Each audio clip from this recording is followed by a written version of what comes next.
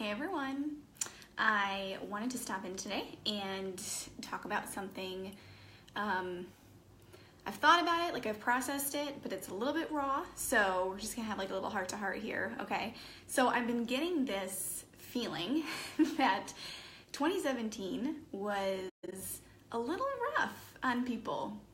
You know, I'm hearing some mixed reviews about 2017, and I personally have mixed reviews about 2017. It was a good year, but I feel a little bit roughed up. I don't know if you're there, where you're like, that was just hard. That was a rough one. I'm ready for 2018. So I have been processing that, and I feel like the Lord gave me a specific word of encouragement for myself. And it actually completely reframed how I look at 2017 and then how I'm looking forward into 2018. And it sounds very dramatic, it changed my whole perspective, but it really did. It really, really did. And so I know that it can encourage you too. So I want to tell you what I heard, and then I actually want to give you something practical that you can do to live that out, okay? So I'm Laura Dudek. I am a Bible study author. I'm a Christian speaker, and honestly, I just love encouraging all people, but specifically women, in their walk with Christ, and really just embracing and owning their whole story with Jesus. So I want to go into the Bible, okay? So if you have your Bibles, you can go there, or on your phone, whatever you got to do. Actually, don't go on your phone because you're probably watching this on your phone. Awesome. Okay, so I was in Genesis, and it was over Christmas break, and I had a moment alone with the Lord, and I was just processing last year and just trying to work through what was last year about, what was the purpose, what's the intention, and then what does it look like going forward into 2018. And the Lord took me to Genesis 29, and Genesis 29 specifically talks about the story of Jacob and how he falls in love with Rachel, but her sister, if you guys know the story, you know the ending, right? He falls in love with Rachel, who is beautiful, but he ends up, marrying first Leah, right? So it starts, I'll read it for you if you're not really familiar with the story. Verse 16 through 18 says this: Now Laban had two daughters. The name of the older was Leah, and the name of the younger was Rachel. Leah had weak eyes, but Rachel had a lovely figure and was beautiful. Jacob was in love with Rachel and said, I'll work for 7 years in return for your younger daughter, Rachel. Okay, sounds great, right? Verse 25 says, so he works 7 years and gets married, because he says right here that he wants his wife and he wants to make love to her. Okay, so he's ready, So verse 25 says, when morning came after the wedding, there was Leah. Dun, dun, dun. There's Leah, right? Okay, so we have this story in the Bible, right? And I'm reading this and I'm like, okay, Lord, I've read this before. I know this story, but how are you using this with my life in 2017 and 2018? What does this have anything to do with me? And I felt like he started processing this whole situation for me. And so here's the deal. I think there are a lot of people who worked really hard last year, and you pressed forward your 7 years to get Rachel. So for you, it may have been that you were working so hard, you gave it everything you had to have this picture perfect family. And you just wanted everything in the holidays to be perfect. You wanted there to be no drama, no chaos, and you were just gunning after that. You wanted it so bad. Maybe for you, you were working tirelessly to launch a business, or to start that ministry, or to even start a blog, and you literally gave it everything that you had. You worked for those 7 years with absolutely 150%. But, verse 25, there was Leah.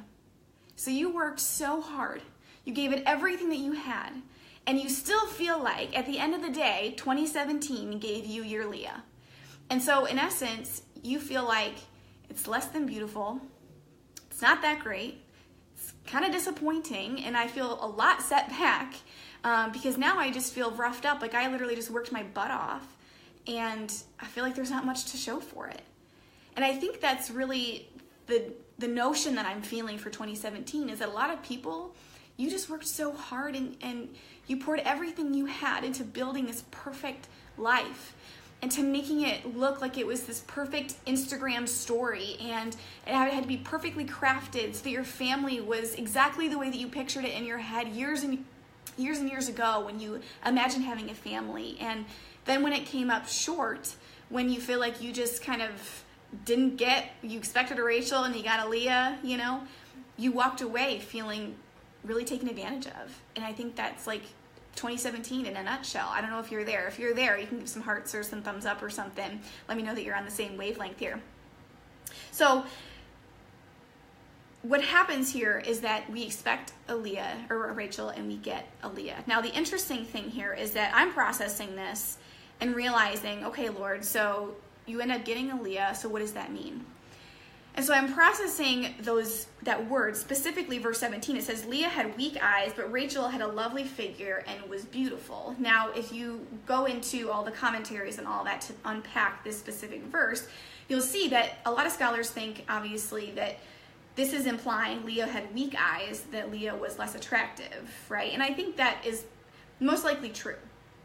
But the other part of that is that Leah, that word weak eyes actually means that she had a gentle and compassionate spirit, that she was gracious and she was not necessarily soft-spoken, but that she was a very compassionate, patient, kind person. She had weak eyes, implying that she was just very compassionate in nature.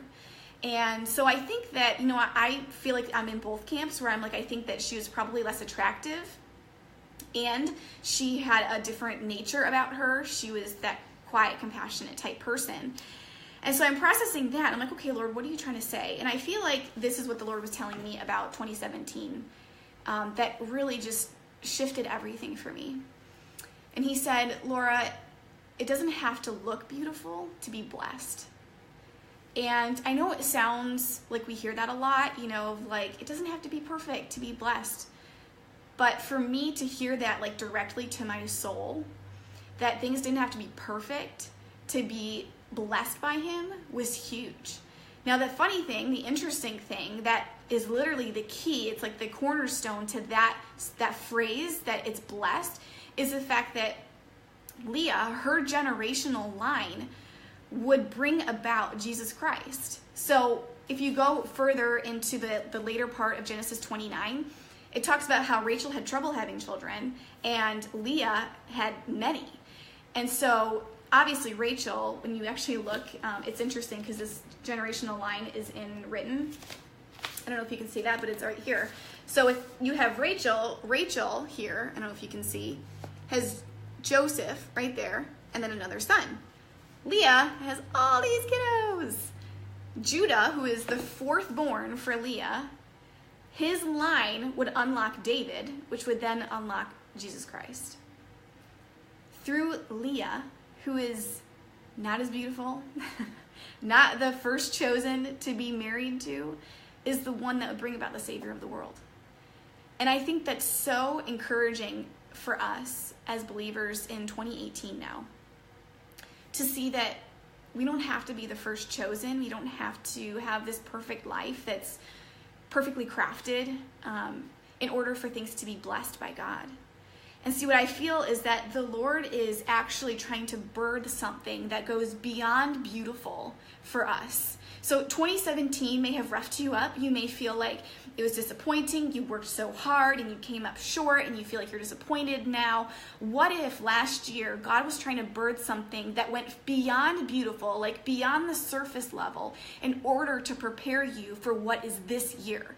What if this year was your year of Rachel? What if this year was the year that you actually got the thing that you wanted? You got that job, you got that family, you got the spouse, you got whatever it is that you wanted. And last year, you may have felt like you came up short, but the Lord was actually birthing something that went far beyond what your eyes could see. See, he was birthing in you a Leah nature. He was birthing in you patience and resilience and a hope and a determination that wouldn't just be contingent on your circumstances. That's what I feel like 2017 was for me. So even though I feel like there was pain involved, and I felt like, I had to, shake the dust off a little bit when I walked into 2018, I feel like I came up as a warrior. I came up as a champion of hard circumstances, of some things, some setbacks, a little bit of pain, and he was birthing in me something, a character, a nature, a resilience that would prepare me for this year. And so I don't know if I'm declaring that over you. I'm declaring it over myself for sure, that 2018 would be the year of Rachel. It'd be a year when I get to step into the things that I've been preparing for a long time.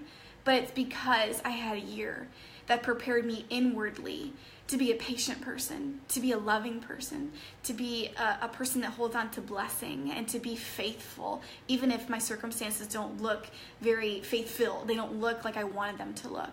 And so I'm just praying that over you today, that you would have that perspective to see that it doesn't have to look beautiful to be blessed. This year, when you go into 2018, things may not be perfect. In fact, they're not going to be perfect. Let's just go there. It's not going to be perfect. Relationships are going to get messy. Your family's going to get messy. Tragedy may happen. There's going to be setbacks. There may be disappointments. And when it happens, it doesn't mean that it's not blessed by God. It doesn't mean that the Lord isn't working through those circumstances to show you that you are kind, and you are compassionate, and you are strong, and you're a warrior, and you can get through it, because God is all about the lasting. See, he knew that Leah would be the second chosen, but the first given into marriage, but she would be the one that would have a lineage that would birth something that was so much greater than she would ever dare to imagine. And that is what I'm believing for us, that we would have that perspective to see that God is working, and it doesn't have to be perfect. It's not going to be perfect. It's not going to look beautiful, but it's going to be so flipping blessed because God's birthing something that goes far beyond just beauty. So here's your practical thing that you can do. You can sign up. It's really that simple. This is the new study written. Now, hold on a second. I know you're thinking, I've seen all this on Facebook. I know. This is all about capturing the moments in your life that have to do with your dream, that may have been pain-filled, they may have been setbacks, they may have been disappointments, they may be these catalytic moments in your life that you don't know what to do with because you had this mountaintop moment. This journey, this written journey starting on Monday, is all about that, capturing every piece of your dream. And so it's all from my personal life experiences. It's all saturated in scripture, where you would be able to have the principles to know how to build your dream story and understand that God is using every single piece for his glory. So this could set you up to reframe your 2018. I truly believe that. I would not say that if I didn't believe it. And so I would hope that you would sign up for free. You can buy this. This is part of the devotional. This is a devotional book. There's a blueprint as well. It's $20 online, or you can sign up for free, absolutely free, and you get all of the online goodies, all of the freebies, all of the sessions, all of the dialogues, the written worship. All of that is for free. All you have to do is go to lauradudek.com. I'll put the link in the comments. Go to lauradudek.com, you sign up for free, and you will get access to a homepage that will give you all that forever for free. So even if you don't want to do it now because maybe you signed up for a few other things that are free going on right now, you can do it 6 months from now. You can do it 3 months from now. And I really believe that it can encourage you and inspire you for 2018. And it starts on Monday. So you got to do it by tomorrow, because then you have to pay for it. So why not just grab it, right? So I would ask you, if this blessed you, if this encouraged you, this is exactly where you're at. I would love to hear your feedback. I'd love to hear what you're praying for 2018. What is it that you are contending for, that thing that you're vision boarding all about and you want to see God fulfill? You can put that in the comments. And then I would ask you to tag someone. So if you know someone who this is their message, like this is what they need to hear for 2017 and 2018, tag them in the comments. Or if they need to do the study, you can do that as well, and you can hook us up, because that's how we bless people, is by connecting. So I love you guys so much. I'm so thankful that you spent some time with me on Saturday. I know it's a cold one out there, so hopefully you can stay all bundled up and we can enjoy this Saturday. So I love you guys so much, and I'll talk to you guys soon.